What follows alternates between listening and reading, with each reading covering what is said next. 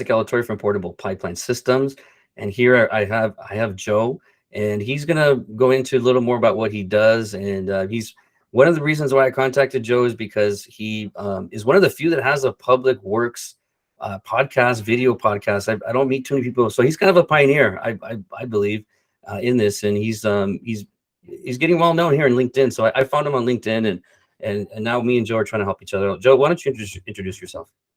For sure, for sure. Joseph Blackman here. So founder of Vitendo Training Solutions, but also the founder of Public Works Podcast. I'll kind of go into the podcast and the why I started it. Then we'll talk a little bit about more of Vitendo, and I'll go from there. So the podcast, I mean, I've been in public works for the last 4 or 5 years, or 5, 6 years. And I noticed that public works, they don't really do the best job with self promotion.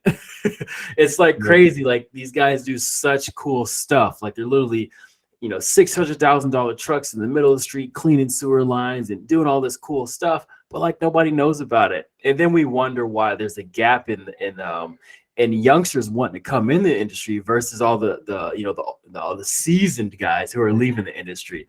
And I think that's because it's self promotion. I mean, the reason why everybody got into tech was because tech was sexy. The reason why, all the engineers were in like the 70s and 80s, because that's when engineers was sexy. So everybody was in that industry. And I just want to make public works great again. I mean, I used to sell heavy equipment. I used to sell Vector trucks and Elgin street sweepers. And on the news cycle, like when COVID hit, they only talked about fire, PD, and nurses being frontline essential workers. And I'm like, you know what? I want to highlight the guys who I think are frontline essential workers. Nothing against fire, PD, and nurses, but I think that there needs to be a story told from that side. And I looked around, I'm like, nobody's really telling these guys stories. So 150 episodes later, like I just want to help people tell their story and propagate the gospel of public works. Because when we turn the faucet at home or we turn on the shower water, we take it for granted when water flows. When we flush the toilet, we take it for granted when the waste disappears. But like somebody's doing that. Like there's literally people at the dials and at the levers making that happen. I just want to help them tell their story. That's cool. That's cool. I like that. You're right. I feel like fire and PD, they get all the love, man. Yeah. And I think if you think about it, public works guys, they're the ones that make the money. They're the ones that making the income. Fire PD are the ones that take the income. We need them. I'm not saying we don't need them, but I think water and wastewater, they need to be updated a lot more. I don't think they don't get the amount of equipment, the amount of funding that they need to do their jobs better. Yeah, it's like the water guys always get the short end of the budget. They get the hand-me-down from wastewater, and wastewater has to scratch and claw to get a new sewer camera. And it's like, come on, man, these guys are doing the Lord's work underground. Like, let them get their budget, let them operate how they need to operate. So that's why I started it. Still having fun with it. If you or anybody else knows anybody who wants to be highlighted on the Public Works Podcast, feel free to reach out to me. I'd love to get them on there. Again, I'm just here to help people tell their story and to propagate the gospel. So just so our listeners understand, what do you do specifically to help, like let's say on the city of Orange, the city of Anaheim, how would you help them like individually? Sure. So I'll give you a story. So having sold equipment, I sold a Vector to a city that will remain unnamed, but is a city in the Bay Area. And again, it's a $500,000 piece of equipment. Yeah, I've seen them. Yeah. I drive it down there. It's all got tire black on it. All the stainless steel is shiny. All the aluminum shiny. Like it looks great. Take it down there. We got all the suits out there. They're taking pictures with it. They're posting on their Facebook. And I do like a half-day walk around with the guys, and I'm training them on every little intricacy on the piece of equipment that they order. Like, oh, you guys remember you ordered this? Well, here it is, and this is what it does, and here's how it's going to make you operate more efficiently. Literally maybe 2 or 3 hours in the parking lot just going through everything. And then what I normally do is I come back a week later after they put the stickers on it and kind of worked it for a little bit. And I do a half-day training on that. I ride with the guys, and we're out flushing sewer lines and potholing and doing all that with it. But a month later, they forgot everything I told them. And so they're calling me like, hey, Joseph, we see this button on here. You told us how it worked. Like, what does this thing do again? I'm literally like on the phone like, hey, you got to do this, and this is good. And I got tired of doing that. So what I would do is I would shoot selfie video. I would go out to my yard in the back of my dealership, and I would shoot a selfie video saying, "Hey, here's that switch. Here's what it does. Here's how you activate it. Here's how here's your daily checks." And what I would do is I would text those videos to the supervisors, and the supervisor loved it. He was like, "Oh, this is pretty cool. Like, we need more videos." He says, "Whenever I hire somebody new, I'm just gonna send the video to the guy, and then he'll be able to watch the video, and then he could, and then he'll be somewhat trained up on what he needs to be trained up on." And a light bulb went off, and I'm like, dude, every city needs this for every piece of equipment or application that they have. And so a year and a half later, I wanted to give it the time and attention that it deserved to help A, move the industry forward, and then B, make it so, the seasoned guy who's been there for 30 years, he knows, like, you got to hop a fence, you got to go around the bush, and then you'll find that meter down there, or you'll find that manhole. Like, on the map, it says, oh, it's on the corner of A and C Street. Like, no, you got to hop the fence and climb around that bush to find it. And so why can't we put all of this on video to be able to educate and train the new guy? If we want more Gen Zers and more millennials to backfill the baby boomers or Gen Xers that are leaving the industry, we got to make it easy for them. And we love video, right? Like, I'll go to Home Depot, and I will stand in the aisle and literally YouTube the part that I'm looking at in Home Depot because Home Depot has changed. Like, there's a whole bunch of kids in there now. They don't know anything. Like, it's changed. Yeah. So, like, I'll literally stand in the aisle, watch 2 videos, about the problem that I'm trying to solve to make sure I have the right part before I purchase it and go home. So why can't we give that to a guy? And I call it just-in-time training. Why can't he train himself just in time to be able to do that job? Like, why can't we put a video of how to repair a pump on a work order if there's a seized up pump at a workstation and it's his turn to go in and fix that pump? Instead of always sending the senior guy out, you could send out a new guy just with the video and say, hey, follow the video, because if you follow the video, you'll be able to fix it. So that's what we do at Vitendo. We come out, we put all your best practices on video, whether it's operations, safety, service, troubleshooting, best practices. We put all that on video and put it in this sexy app where everybody can access it on the fly, and then guys can train themselves like that on the spot. So that's what we do. So how does that look? Is it like a membership platform they log into and they have access to all the videos that they made, or how does that look? Good question. So I try to stay away from doing canned videos. Canned videos meaning, like I always say, the guy in Texas doesn't care about the guy in Boston talking about his water. You know what I'm saying? Like, it's a whole different app. Like a guy in New Mexico doesn't care about Maine snow. So I come out to their location and shoot the video in their application, because I would rather see the guy who I sit next to in that morning rodeo versus some random guy that I don't know and never will meet. And like, it doesn't resonate with me because it's a different application. So we come out and shoot the video of that city's employees training. Or I always say, if you're going to buy a new piece of equipment, hit us up, because we will come out and film that service manager or that sales guy do a full walk around and training everybody. Because again, what if Jimmy's on vacation, or what if Bobby's, what if he's hungover? He can't really pay attention to the training. Like, it's better to have Vitendo come out, put it all on video, put it in this app to where it's consumable and palatable, to where whoever comes in, they can hear it from the horse's mouth on how to operate that piece of equipment. So it's always video that the city of Anaheim, their employees are being recorded, so the city of Anaheim's employees can watch that video. Interesting. Great idea. I mean, that's a great idea. I do instruction videos too, but mine's are more like animated. So that's interesting that you go out there live and you go out there and film. That's great. Yep. And for manufacturers, what's cool is that if you sell a product and you're selling it nationwide and you got sales guys out there, like, what better way for a sales guy to say, hey, I'm going to deliver this product, but when I leave, when you don't see me anymore, you can scan this QR code that's on the side of the product and say, hey, if you need to figure out how to operate this, or how to service it, or how to get parts for it, or a wiring diagram, you scan the Vitendo QR code, and all the videos, all the wiring diagrams, everything, like the user manuals pop up on your phone or iPad for that piece of equipment. And now your sales guys, they get less service calls saying, hey man, how do you do this, how do you do that, when a guy can literally be in the field, scan your lay flat hose and go, oh, here's how you unroll a lay flat hose, stuff like Wow. that. Wow. I like that. I like that a lot. And because I go to yards too. I go to wastewater yards. I go to water utility yards. And a lot of times they don't even know where their equipment's at. They don't know, like, Yep. look, call John. He knows where he knows Yep. where that pipe is at. So Yeah. I would assume that would help them a lot, just to waste so much time on handing information down. Yep. To Dude, the next guy.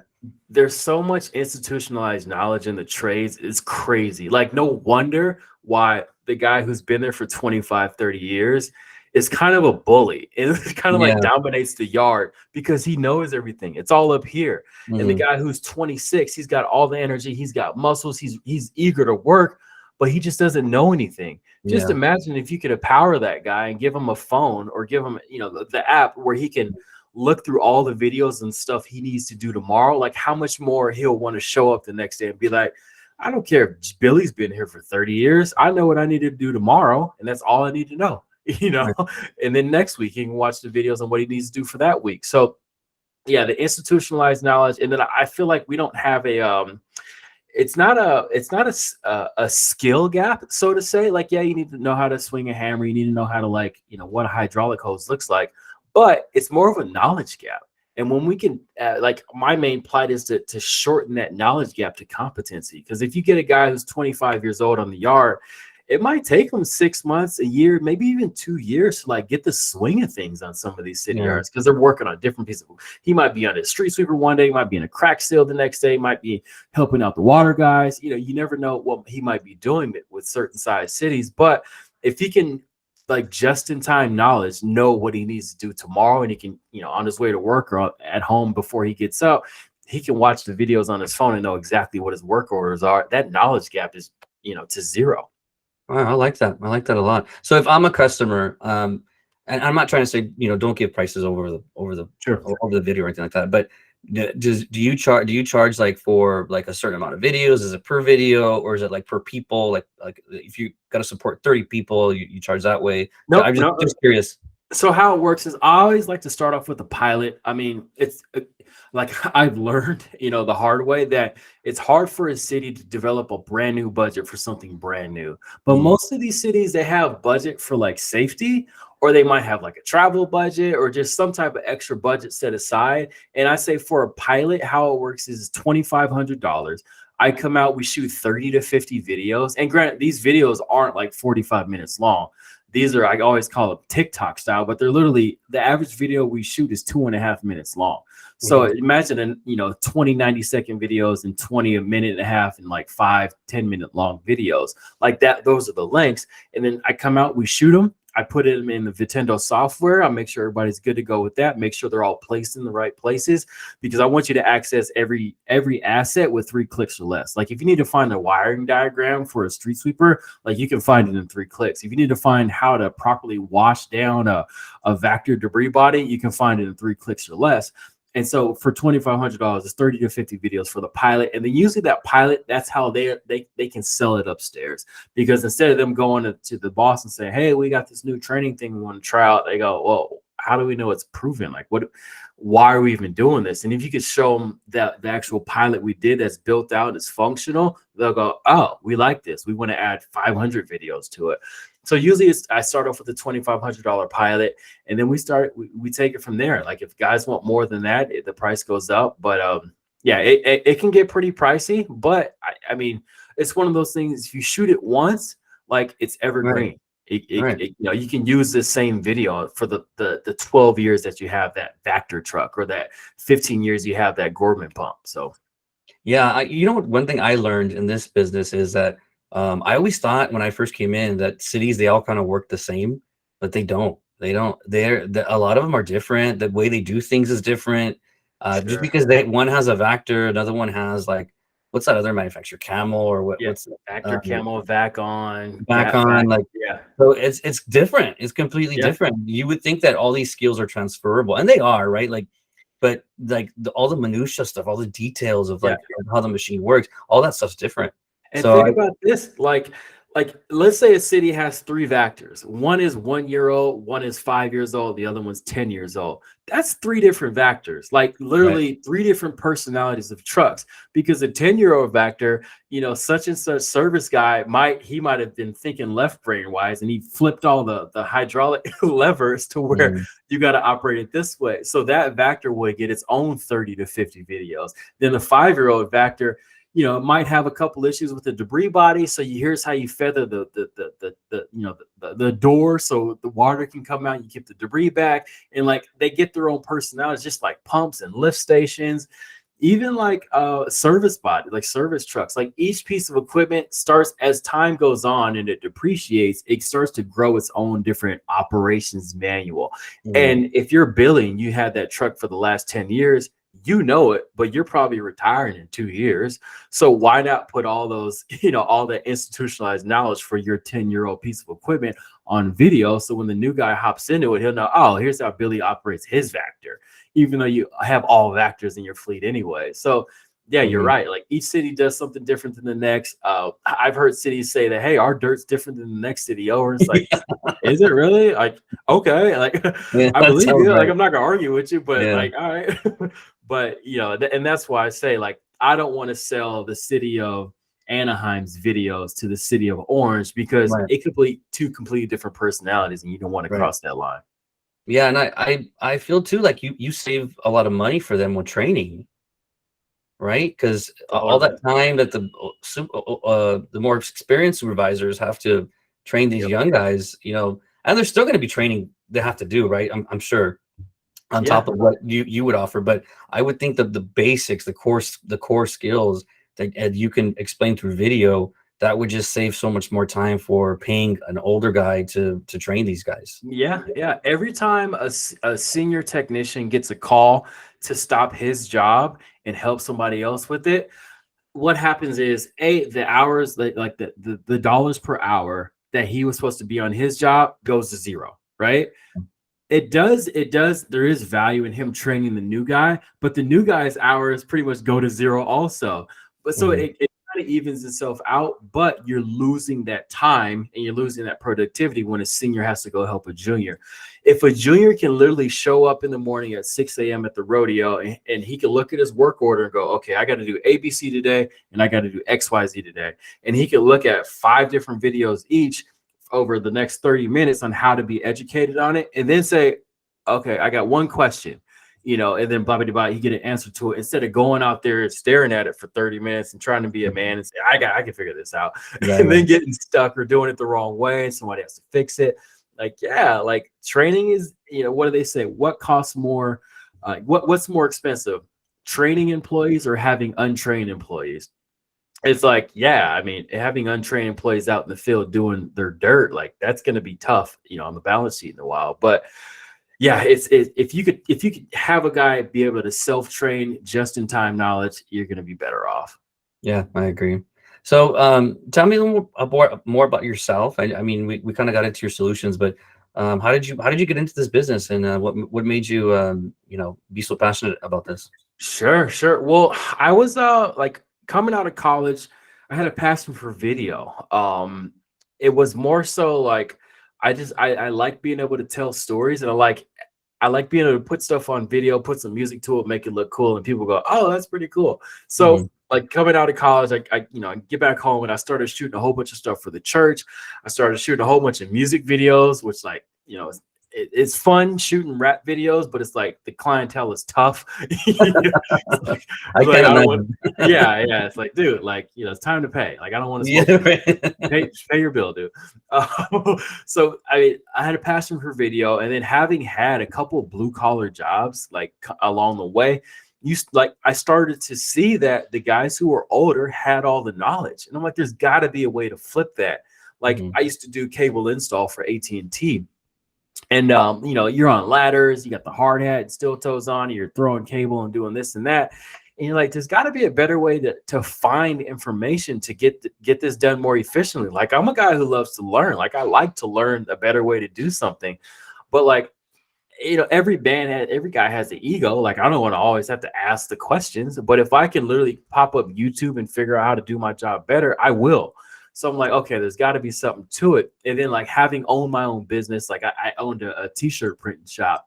And I started to get the systems in place towards the end of it to where like, hey guys, here's what the production schedule is looking like for this week. Here's all the videos, what you need to follow to get this stuff done. Like just follow the videos and like, we'll be good to go. And then like, once I got into the heavy equipment industry, selling heavy equipment, it all just came together. Like, I fell in love with the industry because like you said, public works guys, just like me, watch football, we just want to go home and be safe with our wives and kids. Like, that's it. Like, we're just run of the mill guys. Like, we're not trying to, we're not trying to change the world and, do all this intricate stuff. We just want to be able to go home and be safe. So I fell in love with the industry, and then like the equipment, like you're literally around trucks that could crush you. If a nozzle gets loose on a hose reel, like it can be bad. Like I've heard horror stories. Like if a vacuum, gets sucked to your back, like you're gonna like the not fun things are gonna happen to you. So like that aspect of it is kind of like the whole daredevil side.